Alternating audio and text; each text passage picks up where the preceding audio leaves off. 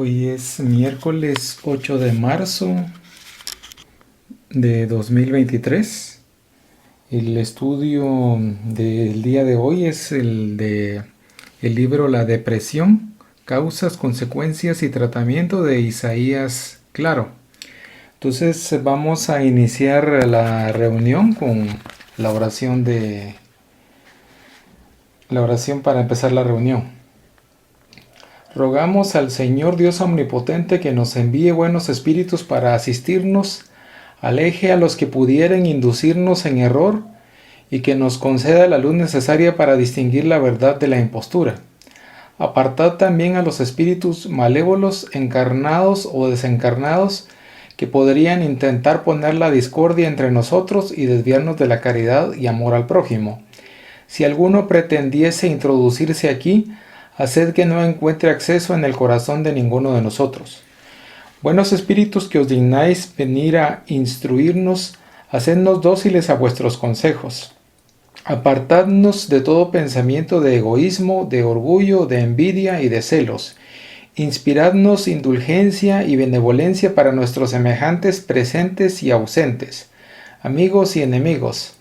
Haced, en fin, que en los sentimientos de que nos sintamos animados, reconozcamos vuestra saludable influencia.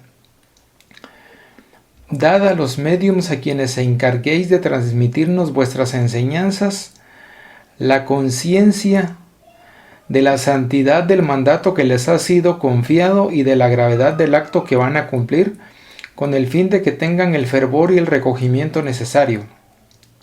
Si en la asamblea se encontrasen personas que fuesen atraídas por otro sentimiento que no sea el del bien, abrid sus ojos a la luz y perdonadles así como nosotros les perdonamos si vinieren con malas intenciones. Rogamos especialmente al espíritu de Genaro Valladolides, nuestro guía espiritual, que nos asista y vele sobre nosotros.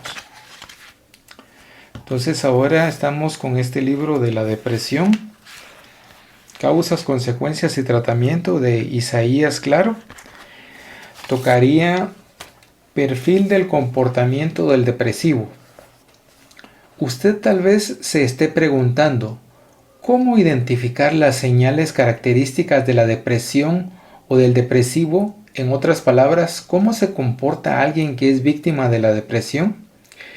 Seguidamente le menciono ampliándolas al máximo. 15 señales o características que pueden estar presentes en el depresivo. Es evidente que no hay necesidad de que las 15 señales estén presentes para que la depresión sea considerada como tal. Algunas señales, principalmente las más graves e importantes, bastarán para que se identifique al depresivo. Las características que comúnmente están presentes en el enfermo son apariencia triste y abatida. Los movimientos se tornan más lentos, disminuye la gesticulación que acompaña al hablar y el andar. La persona habla poco y el tono de voz es bajo. Tiene pocos asuntos para conversar. Preocupaciones constantes con enfermedades físicas. Pérdida o ganancia significativa de peso, fuera de los periodos de dieta. O aún aumento o disminución del apetito, casi todos los días. Considérese, empero, que portadores de graves enfermedades podrán perder peso sin que estén en depresión, pudiendo ocurrir lo mismo con los niños, quienes en determinados periodos presentan alguna incapacidad para aumentar de peso. La persona pasa muchas horas por día sentada o acostada. Reducción marcada del interés o placer en todas o casi todas las actividades, la mayor parte del día, casi todos los días. En los niños y en los adolescentes, este comportamiento depresivo podrá presentarse como irritación constante, permanente. El deprimido no reconoce que lo está. La persona no tiene la capacidad de recuperar por sí sola las actividades normales. De ahí la importancia del apoyo y de la comprensión de la familia, de los amigos, del apoyo profesional especializado del centro espírita y de otras instituciones. Insomnio o hiperinsomnio, gran dificultad para dormir, o lo opuesto, exceso de sueño casi todos los días. Fatiga o pérdida de energías casi a diario. Sensaciones de desvalorización o culpa excesiva o inadecuada, exagerada. La persona se siente sin valor alguno y pasa a nutrir este tipo de sentimiento. Disminución de la capacidad de pensar o de concentrarse, o aún indecisión casi todos los días. Por último, esta señal sirve para identificar al portador de la depresión. Voluntad de morir, pensamientos de muerte, o aún pensamientos en torno del suicidio, ideas suicidas recurrentes que surgen, que desaparecen y que vuelven a surgir en la mente de la persona. La tentativa de suicidios también sirve para identificar al depresivo. A los que leen estas páginas les recuerdo que no basta sentir, es bueno resaltarlo. Uno o más síntomas para sacar la conclusión apresurada que la persona esté con depresión. Basado en los estudios y en las observaciones largamente elaboradas en la atención a los sufrientes, puedo decir que la depresión comienza a ser identificada cuando el cuadro o estas señales aquí mencionadas se mantienen por lo menos durante algunas semanas, sin lo que no se podrá aún hablar de depresión patológica. De esta forma, más allá del cuidadoso examen del caso, se debe verificar siempre si las señales observadas no son reflejos de enfermedades orgánicas sin que el alma haya sido realmente afectada. De cualquier manera, las señales relacionadas son un serio indicio de depresión, ya instalada o en vías de instalarse. También puede ocurrir que la persona presente uno y otro disturbio y esté con depresión sin que el comportamiento depresivo de forma ostensiva se haya verificado. Contribución del espiritismo y de los buenos espíritus. Deseo demostrar en todo el libro la excelente contribución y auxilio que el espiritismo y los buenos espíritus pueden dar a propósito del tema. ¿Y por qué? Allan Kardec, el insigne codificador del espiritismo, escribió sobre esta doctrina. El espiritismo es la ciencia nueva que viene a revelar a los hombres, por medio de pruebas irrecusables, la existencia y la naturaleza del mundo espiritual y sus relaciones con el mundo corpóreo. Él nos lo muestra, no ya como una cosa sobrenatural, sino al contrario, como una de las fuerzas vivas y sin cesar actuantes en la naturaleza, como la fuente de una inmensidad de fenómenos hasta hoy comprendidos, y por eso relegados al dominio de lo fantástico y de lo maravilloso. Es a esas relaciones que el Cristo alude en muchas circunstancias, y de ahí viene que mucho de lo que él dijo permaneció ininteligible o falsamente interpretado. El espiritismo es la llave con el auxilio de la cual todo se explica de modo fácil. Restaurando el pensamiento puro de Jesús, el espiritismo en un lenguaje actual señala el origen de la naturaleza y el destino de los espíritus, demostrando a través de la mediumnidad bien orientada y conducida que el alma que preexistía con relación al cuerpo en formación en la cavidad uterina sobrevivirá a la muerte, retornando al mundo espiritual donde se encontraba antes de esta última inmersión en el cuerpo. Con esta seguridad, la vida adquiere su real dimensión, en cuanto la criatura logra una más profunda y verdadera comprensión de las cosas. El espiritismo es, sin duda, la doctrina resucitada de Jesús. En su inolvidable pasaje por la tierra, consciente de las limitaciones humanas, Jesús sabía que los hombres no serían capaces de comprender plenamente su doctrina, o en el caso que la comprendiesen, no tendrían fuerzas para mantenerla en su pureza primitiva. Por esta razón, Él prometió que oportunamente enviaría el Consolador. Consolador este que habría de recordarnos todo cuanto Él nos dijo, ampliando un tanto más su mensaje e enseñándonos muchas otras cosas. En el siglo XIX la criatura humana fue agradablemente sorprendida con la tercera gran revelación para el mundo occidental, cuál es la doctrina elaborada por los espíritus. En el espiritismo el ser se encuentra el cristianismo del Cristo, sin adulteraciones indebidas y o perjudiciales. Con la doctrina espírita se tiene la seguridad de que las leyes de justicia y de causa y efecto acompañan a la criatura en el cuerpo y fuera de él, en esta o en próximas encarnaciones, que la muerte no elimina de inmediato los problemas no superados en cuanto estaba en el cuerpo, y que es el alma, muy especialmente, quien se presenta depresiva o no.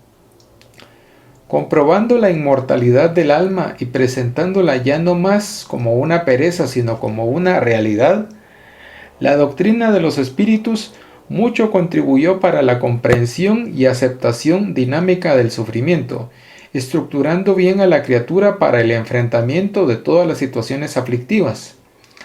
Los espíritus, aquellos que verdadera y sabiamente nos aman y se dedican a favorecernos, por lo tanto los buenos, nos acompañan, nos asisten y nos fortalecen para alcanzar el éxito imprescindible, y ellos, siempre amorosos, se valen de muchas y variadas técnicas para proporcionarnos el bien que necesitamos. Por lo tanto, todo deprimido encontrará en el espiritismo y en los buenos espíritus un excelente concurso para la recuperación de la salud y de la alegría. En los capítulos subsiguientes retornaré a todos estos aspectos. Entonces aquí hemos leído el capítulo 1, perfil del comportamiento del depresivo, y también del capítulo 1, contribución del espiritismo y de los buenos espíritus. Entonces ahora nos tocaría el capítulo 2, síntesis de la doctrina espírita, el hombre en el concepto espírita. Sumario. Síntesis de la doctrina espírita, el hombre en el concepto espírita.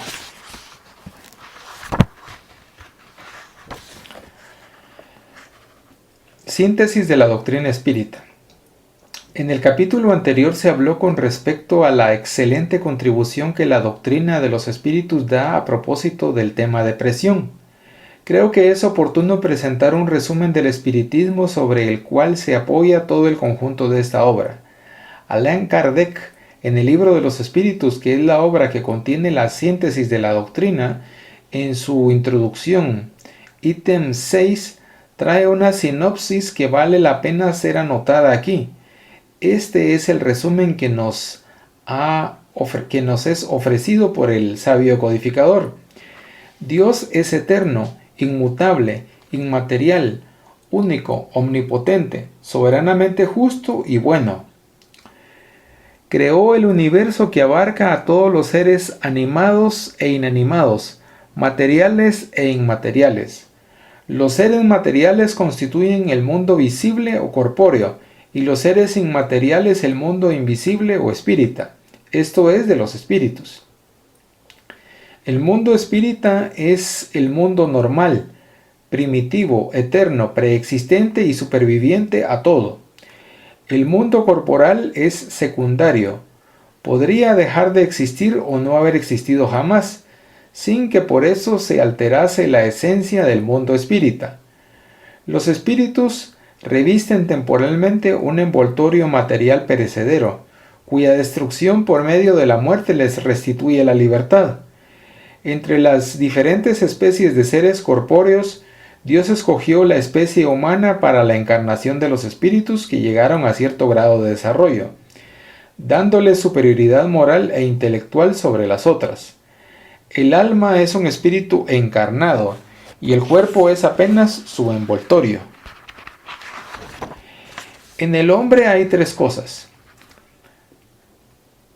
Primera, el cuerpo o ser material análogo al de los animales y animado por el mismo principio vital. Segundo, el alma o ser inmaterial, espíritu encarnado en el cuerpo. Tercero, el lazo que prende al alma al cuerpo, principio intermediario entre la materia y el espíritu. El hombre tiene así dos naturalezas. Por el cuerpo participa de la naturaleza de los animales, cuyos instintos le son comunes. Por el alma participa de la naturaleza de los espíritus. El lazo o periespíritu que prende al cuerpo, el espíritu, es una especie de envoltorio semimaterial. La muerte es la destrucción de la envoltura más grosera. El espíritu conserva el segundo que le constituye un cuerpo etéreo, invisible para nosotros en estado normal, pero que puede accidentalmente tornarse visible y también tangible, como sucede en el fenómeno de las apariciones. El espíritu no es, pues, un ser abstracto, indefinido, solo posible de ser concebido por el pensamiento. Es un ser real, circunscrito, que en ciertos casos se torna apreciable por la vista, por el oído y por el tacto. Los espíritus pertenecen a diferentes clases y no son iguales ni en poder, ni en inteligencia, ni en saber, ni en moralidad. Los del primer orden son los espíritus superiores que se distinguen de los otros por su perfección, sus conocimientos, su proximidad a Dios. Por la naturaleza de sus sentimientos y por su amor al bien, son los ángeles o espíritus puros. Los de otras clases se encuentran cada vez más distanciados de esa perfección, mostrándose los de las categorías inferiores, en su mayoría contaminados con nuestras pasiones, el odio, la envidia, los celos, el orgullo, etc. Se complacen en el mal. También están los inferiores, los que no son ni muy buenos ni muy malos, más perturbadores o enredadores que perversos. La malicia y la inconsecuencia parece ser lo que en ellos predomina. Son los espíritus traviesos o livianos. Los espíritus no ocupan perpetuamente la misma categoría. Todos mejoran pasando por los diferentes grados de la jerarquía espírita. Esta mejora se efectúa por medio de la encarnación, que es impuesta a unos como expiación, a otros como misión. La vida material es una prueba que les cabe sufrir repetidamente hasta que hayan alcanzado la absoluta perfección moral. Al dejar el cuerpo, el alma vuelve al mundo de los espíritus, de donde salió, para pasar por una nueva existencia material, después de un lapso de tiempo más o menos largo, durante el cual permanece en estado de espíritu errante. Como el espíritu tiene que pasar por muchas encarnaciones, se desprende de ahí que todos ya tuviéramos muchas existencias y que aún tendremos otras, más o menos perfeccionadas, ya sea en la tierra o en otros mundos. La encarnación de los espíritus se da siempre en la especie humana. Sería un error creer que el alma o espíritu puede encarnar en el cuerpo de un animal. Las diferentes existencias corpóreas del espíritu son siempre progresivas y nunca regresivas, pero la rapidez de su progreso depende de los esfuerzos que haga para llegar a la perfección. Las cualidades del alma son las del espíritu que está encarnado en nosotros. De este modo, el hombre de bien es la reencarnación de un buen espíritu, en cuanto que un hombre perverso lo es de un espíritu impuro. El alma poseía su individualidad antes de encarnar y la conserva después de haberse separado del cuerpo. A su regreso al mundo de los espíritus, el alma encuentra a todos aquellos que conoció en la tierra y todas sus existencias anteriores surgen en su memoria, con el recuerdo de todo el bien y de todo el mal que hizo. El espíritu encarnado se encuentra bajo la influencia de la materia. El hombre que vence esa influencia por la elevación y depuración de su alma se aproxima a los buenos espíritus. en cuya compañía estará un día. Aquel que se deja dominar por las malas pasiones y pone todas sus alegrías en la satisfacción de los apetitos groseros, se aproxima a los espíritus impuros, dando preponderancia a su naturaleza animal. Los espíritus encarnados habitan los diferentes globos del universo. Los no encarnados o errantes no ocupan una región determinada y circunscrita. Están por todas partes en el espacio y a nuestro lado, viéndonos y codeándose continuamente con nosotros. Es toda una población invisible que se moviliza en torno a nosotros. Los espíritus ejercen una incesante acción sobre el mundo moral y también sobre el mundo físico. Actúan sobre la materia y sobre el pensamiento y constituyen una de las potencias de la naturaleza, causa eficiente de una multitud de fenómenos hasta entonces inexplicados o mal explicados, y que no encuentra explicación racional sino en el espiritismo. Las relaciones de los espíritus con los hombres son constantes. Los buenos espíritus nos atraen hacia el bien, nos sostienen en las pruebas de la vida y nos ayudan a soportarlas con coraje y resignación. Los malos nos impulsan hacia el mal. Para ellos el vernos sucumbir es un gozo, porque eso nos asemeja a ellos.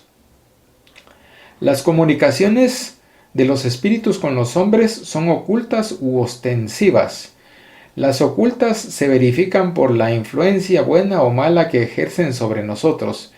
Pese a nuestra rebeldía, cabe a nuestro juicio discernir sobre las buenas o malas inspiraciones. Las comunicaciones ostensivas se dan por medio de la escritura, de la palabra o de otras manifestaciones materiales, casi siempre por los médiums que les sirven de instrumentos. Los espíritus se manifiestan espontáneamente o mediante la evocación.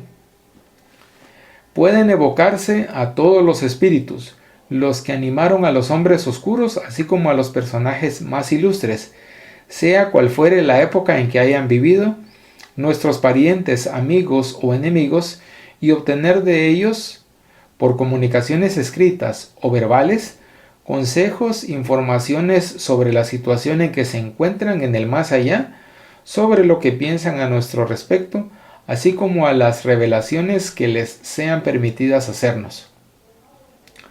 Los espíritus son atraídos en razón de la simpatía que les inspire la naturaleza moral del medio que los evoca. Los espíritus superiores se complacen en las reuniones serias, donde predominan el amor del bien y el deseo sincero, por parte de los que la componen, de instruirse y mejorarse. La presencia de ellos aparta a los espíritus inferiores que, en sentido contrario, encuentran libre acceso y pueden obrar con toda la libertad entre personas frívolas o impulsadas únicamente por la curiosidad, y donde quiera que existan malos instintos. Lejos de obtener buenos consejos o informaciones útiles, de ellos solo se deben esperar futilidades, mentiras, humoradas de mal gusto o mistificaciones, puesto que muchas veces utilizan nombres venerados a fin de mejor inducir al error. Distinguir a los buenos de los malos espíritus es extremadamente fácil. Los espíritus superiores usan constantemente un lenguaje digno, importante, pleno de alta moralidad, liberado de cualquier pasión inferior. La más pura sabiduría se desprende de sus consejos, que siempre tienen por objetivo nuestro mejoramiento y el bien de la humanidad. La de los espíritus inferiores, al contrario, es inconsecuente, a menudo trivial y hasta grosera. Si algunas veces dicen alguna cosa buena y verdadera, muchas veces dicen falsedades y absurdos, por malicia o ignorancia. Se burlan de la credulidad de los hombres y se divierten a costa de los que los interrogan, lisonjeándoles la vanidad, alimentándoles los deseos con falaces esperanzas. En resumen, las comunicaciones serias en la más amplia acepción del término, son dadas en los centros serios, donde reine una íntima comunión de pensamientos y se tiene en vista el bien. La moral de los espíritus superiores se resume como la del Cristo, en esta máxima evangélica: hacer a los otros lo que querríamos que los otros nos hiciesen. Esto es hacer el bien y no el mal. En este principio el hombre encuentra una regla universal de procedimiento, aún para sus menores acciones. Nos enseñan que el egoísmo, el orgullo, la sensualidad son pasiones que nos aproximan a la naturaleza animal, atándonos a la materia, que el hombre que ya en este mundo se desliga de la materia, despreciando las futilidades mundanas y amando al prójimo, se avecina a la naturaleza espiritual, que cada uno debe tornarse útil de acuerdo con sus facultades y los medios que Dios le puso en las manos para experimentarlo.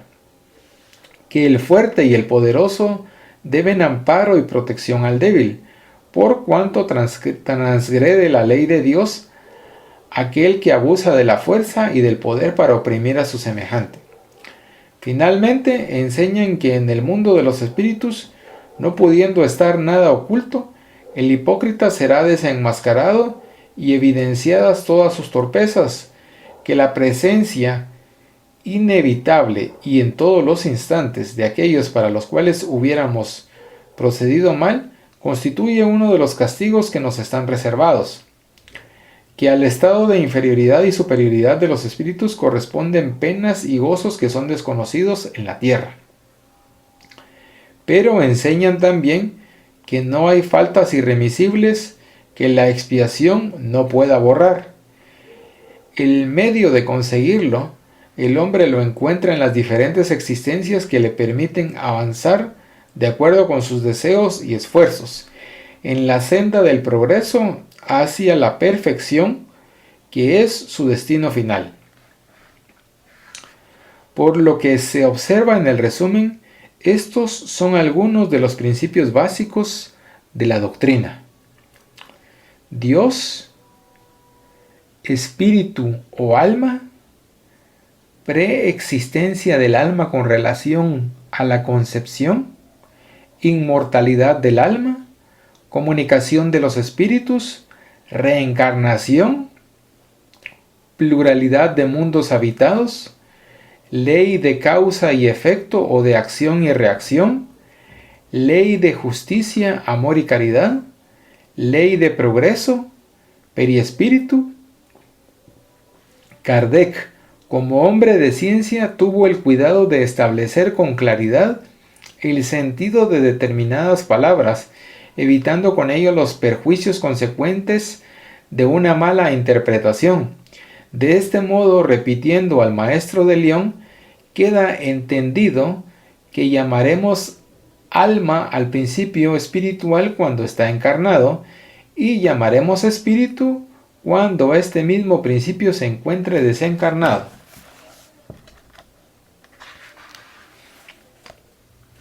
Entonces, ahora toca el hombre en el concepto espírita. El hombre en el concepto espírita presenta contornos no encontrados en el pensamiento materialista.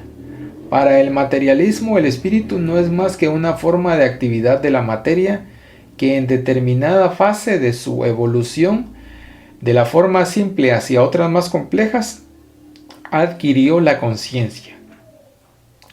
No desconozco que para la psicología organicista, que aún se encuentra presa a la visión materialista, el ser humano es compuesto solamente de materia, no poseyendo alma o espíritu. Para los defensores de este pensamiento, la depresión sería algo relacionado en parte con el organismo de la persona enferma y por otra parte con la influencia del medio al que ella fue llevada a vivir. Por lo que se puede percibir del resumen presentado por Kardec, el hombre está compuesto por estos elementos: cuerpo, biosoma o fluido vital, periespíritu, espíritu, ¿Existe o no el espíritu o el alma? Para aquel que no cree en su existencia, esta obra se tornará pueril. Sin embargo, la existencia del espíritu hoy está comprobada científicamente. No solamente las religiones afirman su existencia, así como también los investigadores y científicos, liberados de preconceptos, consiguen demostrar su realidad. En el presente, el espíritu deja de ser un asunto exclusivo de teólogos y pastores, religiosos y filósofos, para tornarse algo perfectamente demostrable en el laboratorio. En este sentido, véase la extraordinaria contribución de los llamados transcomunicadores, los que a través de grabadores, teléfonos, fax, fotos, filmaciones, computadores y otros recursos, graban las voces de los espíritus, otros sonidos e imágenes del mundo espiritual. La física viene hablando abiertamente de los universos paralelos. La mediumnidad en todos los tiempos a través de sus variadas manifestaciones, tales como la evidencia, la audiencia, la psicografía, la psicofonía, la xenoglosía, viene demostrando y documentando la existencia del alma, su supervivencia a la muerte y consecuente comunicabilidad con los hombres. Las materializaciones ocurridas en todas las épocas corroboran las afirmaciones hechas por teólogos e investigadores despojados de pasión, verdaderos sacerdotes que por la intuición y por la comprobación guardaron siempre la certeza de la existencia del alma.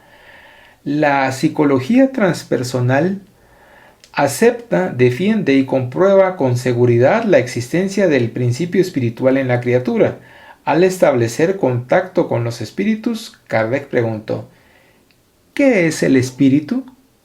Recibió esta respuesta: el principio inteligente del universo.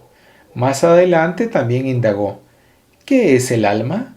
Y obtuvo la siguiente respuesta: un espíritu encarnado. Tenemos pues lo que ya se registró poco antes. El alma es un espíritu encarnado y el espíritu es un alma desencarnada. El sabio León Denis, en su respetable obra Después de la muerte, anotó: el estudio del universo nos conduce al estudio del alma, a la investigación del principio que nos anima y dirige nuestros actos. Ya lo dijimos, la inteligencia no puede provenir de la materia. La fisiología nos enseña que las diferentes partes del cuerpo humano se renuevan en un lapso de tiempo que no va más allá de algunos meses. Bajo la acción de dos grandes corrientes vitales, se produce entre nosotros una permuta perpetua de moléculas. Aquellas que desaparecen del organismo son sustituidas una a una por otras provenientes de la alimentación. Desde las sustancias blandas del cerebro hasta las partes más duras de la estructura ósea, todo en nuestro ser físico está sometido a continuas mutaciones. El cuerpo se disuelve y numerosas veces durante la vida se reforma.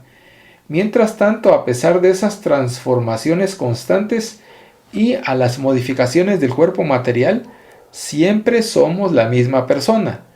La materia del cerebro puede renovarse, pero el pensamiento es siempre idéntico a sí mismo y con él subsiste la memoria, el recuerdo de un pasado del que no participó el cuerpo actual. Hay pues en nosotros un principio distinto de la materia, una fuerza indivisible que persiste y se mantiene entre esas perpetuas sustituciones. Sabemos que por sí misma la materia no puede organizarse y producir la vida. Desprovista de unidad, ella se disgrega y se divide al infinito. En nosotros, al contrario, todas las facultades, todas las potencias intelectuales y morales se agrupan en una unidad central que las abraza, une y esclarece. Y esta unidad es la conciencia, la personalidad, el yo o el alma. El alma o espíritu posee varios atributos. Dentro de ellos destacamos pensamiento, sentimiento, libre albedrío, memoria, voluntad. El espíritu tiene por destino la perfección relativa. Para alcanzar esta meta se vale del esfuerzo, del estudio, del trabajo, del desarrollo de todas sus potencialidades, empeñándose en el despertar y crecimiento de su Cristo interno, lo que hace a través de varias etapas evolutivas o reencarnaciones. Procedamos a leer juntos esta interesante pregunta del ya mencionado el libro de los espíritus. El espíritu propiamente dicho, ¿no tiene ninguna cobertura o, como pretenden algunos, está siempre envuelto en una sustancia cualquiera?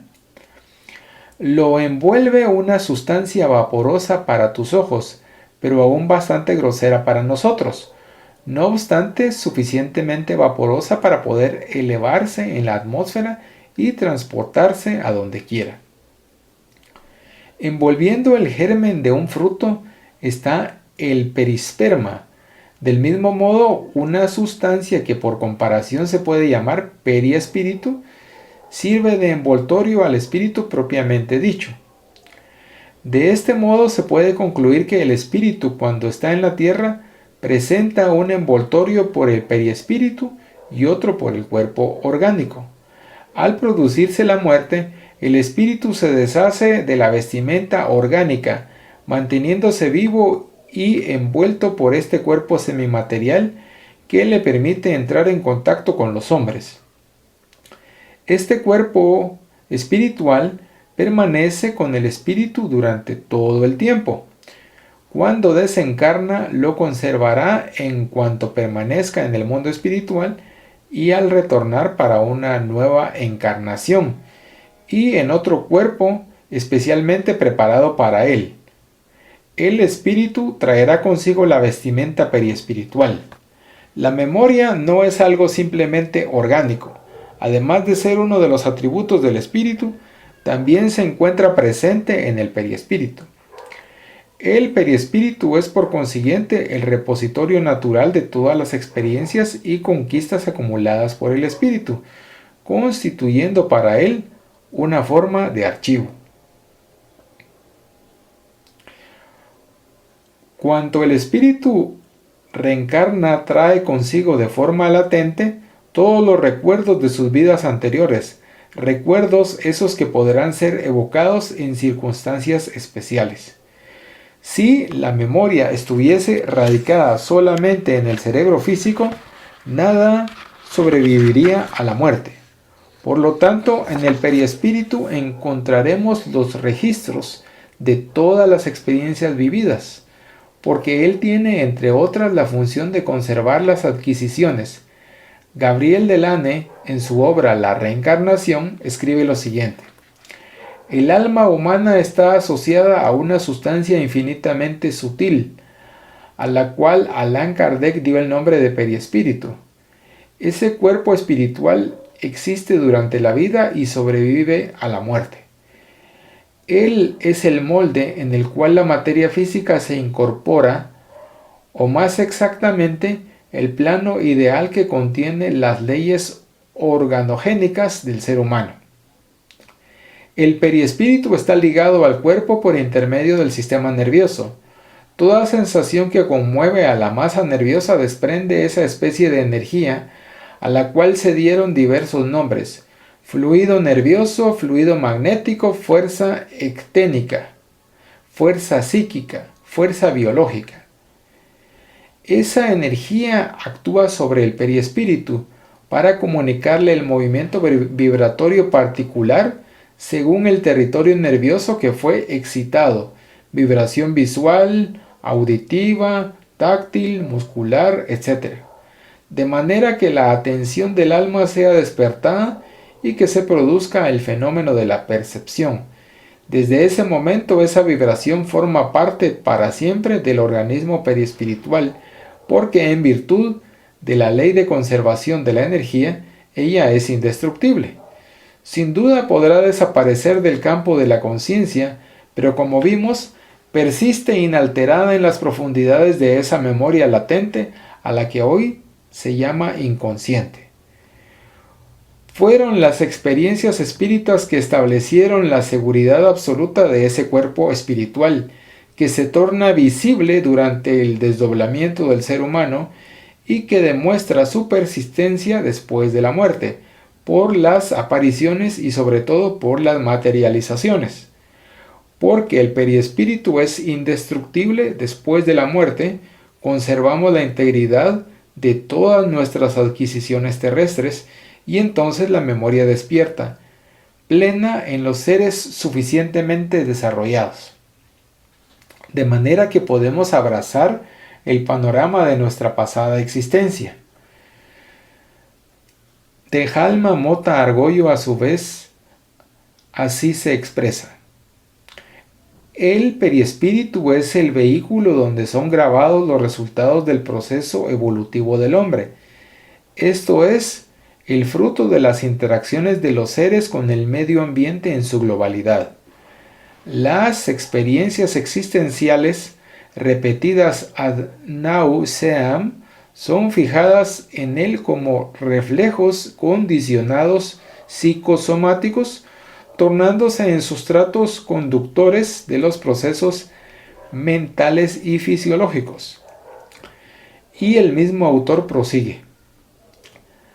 A través de los estudios mediúmnicos contemporáneos, así como de las reflexiones de notables investigadores y pensadores espiritistas de ayer y de hoy, constatamos que las actividades del perispíritu abarcan inclusive la dimensión psicológica, por lo que no es responsable por el control del automatismo fisiológico, sino que es igualmente la sede del registro de los hechos de orden psíquico como la memoria, el inconsciente pasado y actual, en fin, todos los fenómenos mentales.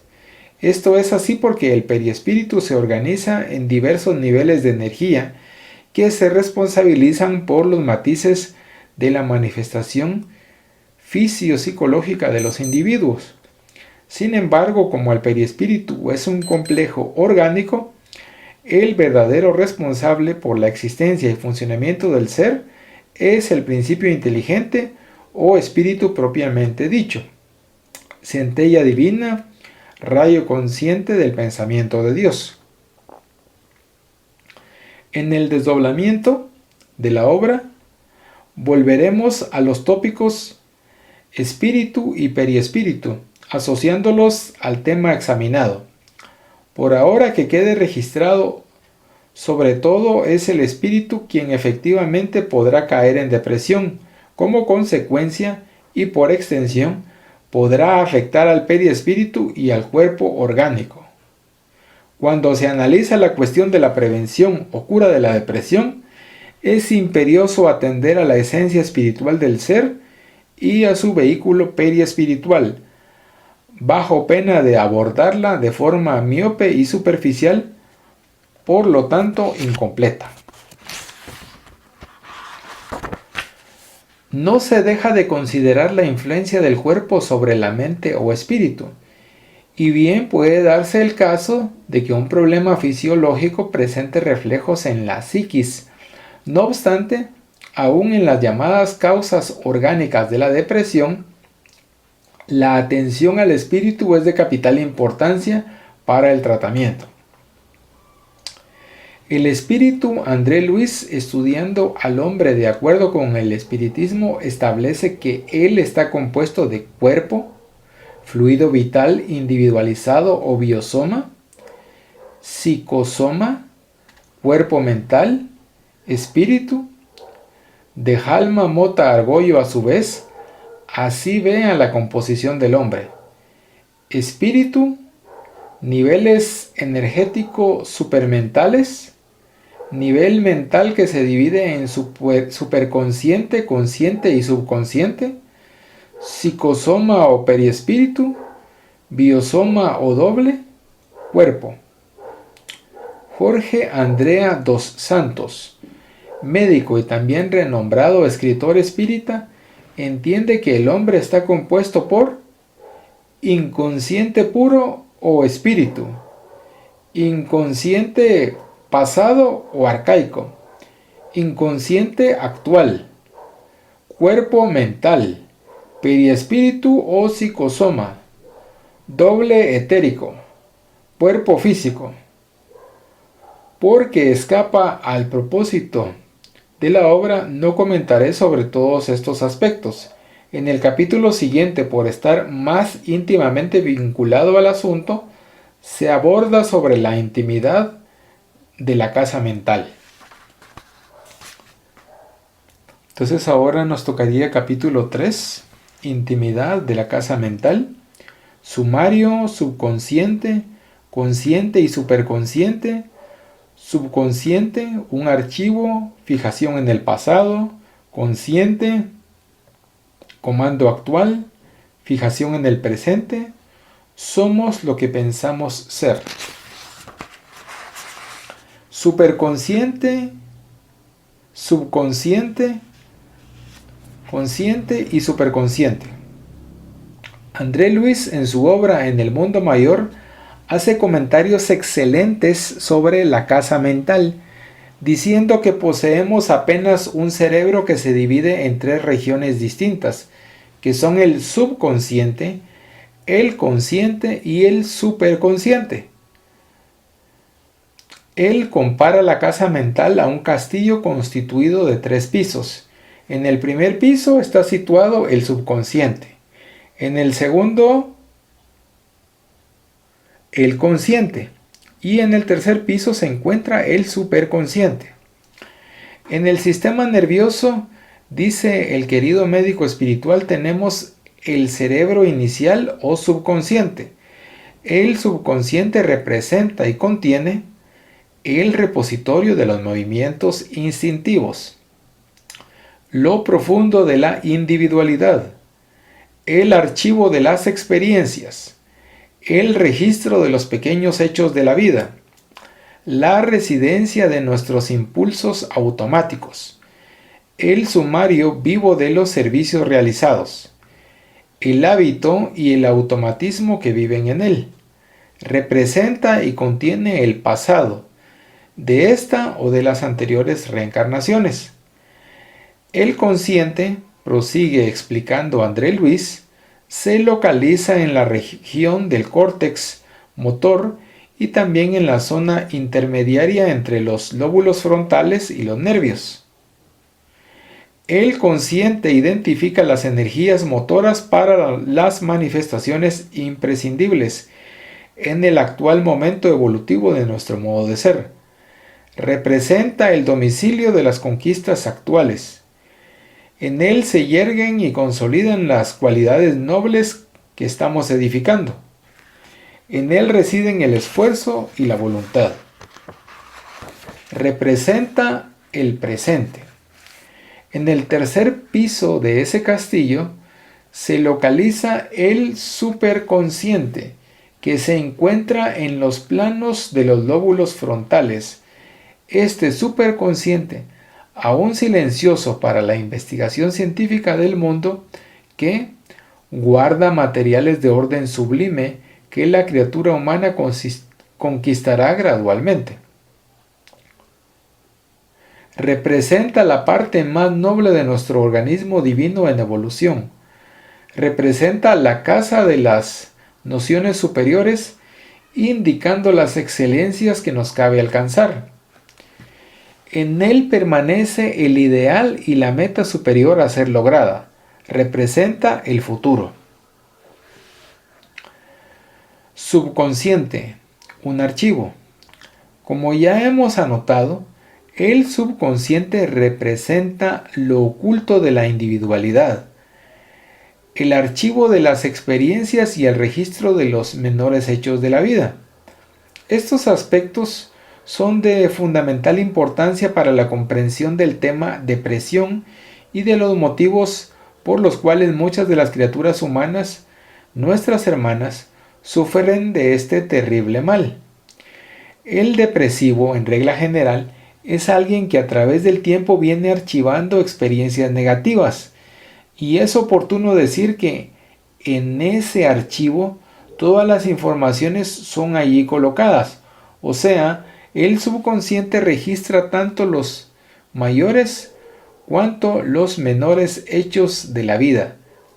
Pero no solo estos, sino también las emociones sentidas cuando se vivenciaron esos hechos.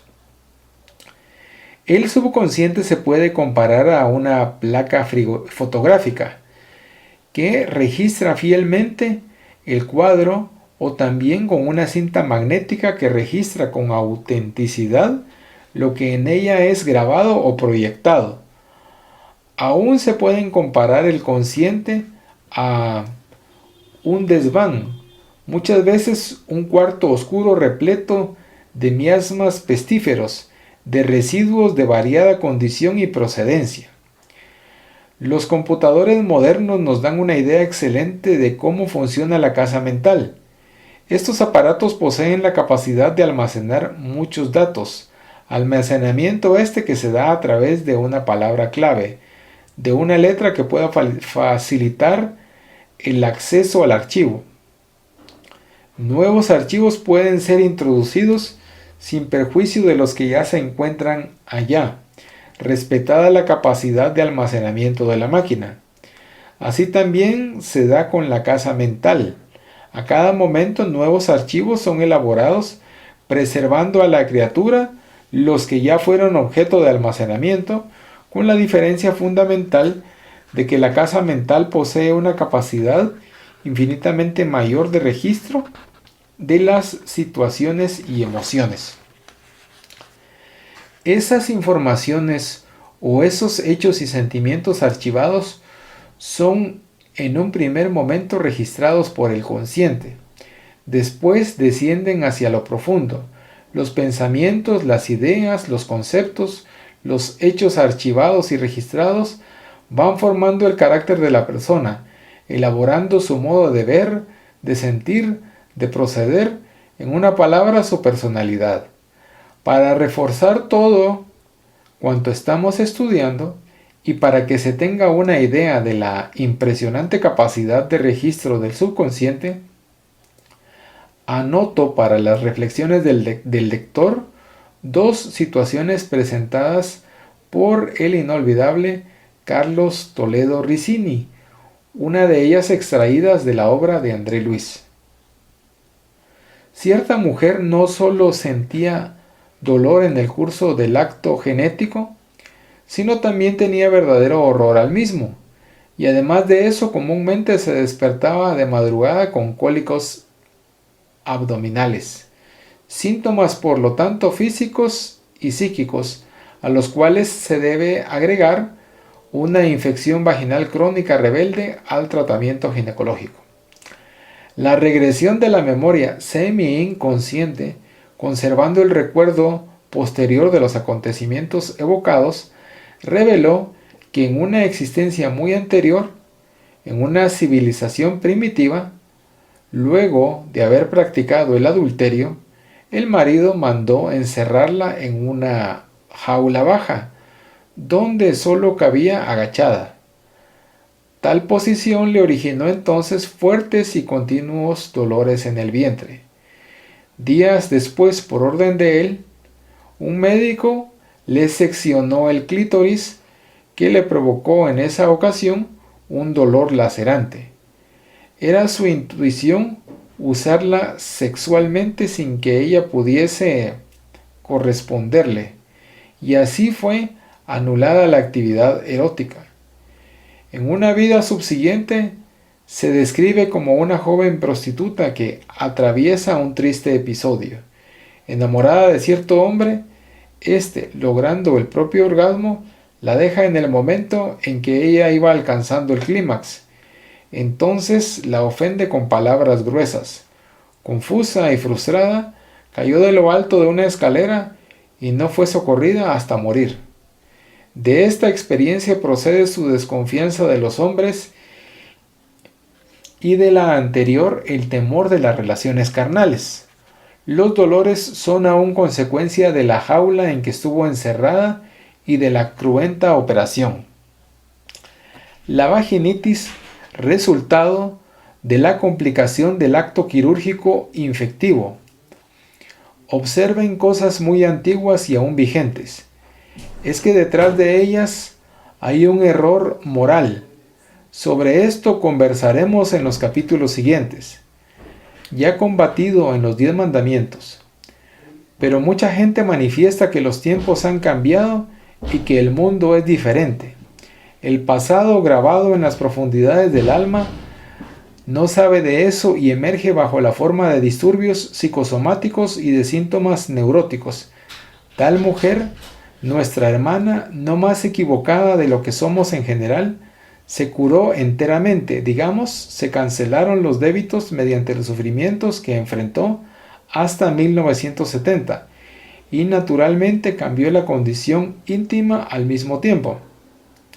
Es bueno recordar que André Luis cuenta la historia de dos espíritus bastante depurados que no obstante permanecían en el plano inferior. Al querer saber por qué no conseguían ascender, el análisis del pasado de ambos reveló que 5 siglos antes habían lanzado a 2 compañeros desde lo alto de una muralla, liquidándolos sumariamente. Tuvieron que renacer como pilotos de prueba para dar la vida por el progreso de la aviación y cayeron en el momento debido. Pueden consultar a Acción y Reacción, la obra en la cual el querido instructor menciona casos de débitos pendientes hace más de 1000 años, confirmando los encontrados en la regresión de la memoria. De mi trabajo en la atención fraternal a depresivos, recuerdo una experiencia vivida por una cierta hermana que ilustra bien la fiel capacidad de registro del subconsciente que si no es atendido convenientemente a través de los años, pasa a gobernar nuestra vida. Esta hermana, informada de que podría conversar conmigo en particular, con el objetivo de buscar respuestas y posibles orientaciones para su caso, vino hasta mi gabinete de atención. Estaba con depresión y este cuadro se debía a resentimientos archivados desde hacía mucho, como posteriormente se pudo percibir. Para mi extrañeza, en el diálogo ella daba la impresión de que todo estaba bien en su vida, lo que tornaba inexplicable a aquel estado depresivo. Indagada sobre la salud orgánica, su casamiento, sus hijos y las variadas situaciones posibles, ella informaba que todo corría bien. Intuido comencé a insistir en el tópico casamiento y le pregunté, entre otras cosas, ¿usted ama a su marido? ¿Su marido la ama? ¿La relación entre ambos es buena? ¿Él la trata con respeto y cariño? ¿Él la ofende o la agrede? A lo que ella respondía, yo amo a mi marido me ama, nuestra relación es excelente, él me respeta y es cariñoso conmigo, y por lo general me rodea de atenciones y me convida a cenas y paseos, que ella nunca aceptaba. Mi marido no me ofende ni me agrede. Como en el presente consciente de aquella hermana todo parecía fluir bien, necesitando ahondar un poco más para detectar la causa de aquella evidente depresión, le pregunté entonces, ¿cómo fue la relación de ambos al principio del casamiento? La mujer, sorprendida tal vez por la pregunta, se desajustó emocionalmente aún más. Muy nerviosa y agitada, con el rostro ahora alterado en un rictus de amargura y dolor, comenzó a decir, por el amor de Dios, no me haga recordar de ese triste y doloroso pasado. El inicio de nuestro casamiento fue terrible y muy difícil.